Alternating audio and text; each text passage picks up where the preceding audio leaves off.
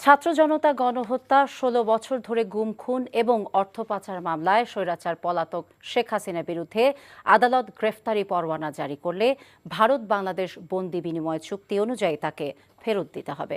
ভারতীয় গণমাধ্যম the Indian express মঙ্গলবার একটি প্রতিবেদনে এমনটা জানিয়েছে। যদিও বাংলাদেশ সংশ্লিষ্ট ভারতীয় রয়ের এক সাবেক এজেন্ট বলেছেন, শেষ কথা বলার সময় এখনো আসেনি। আরও জানাচ্ছেন রানা মনসুর।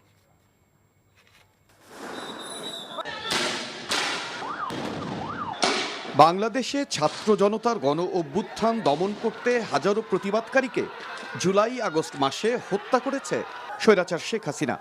দীর্ঘ ১৬ বছর কুক্ষিগত করে রাখা ক্ষমতার অপব্যবহার করে শেখ হাসিনা বিরোধী দলের এবং মতের শত শত নেতাকর্মীকে গুম খুন করেছেন।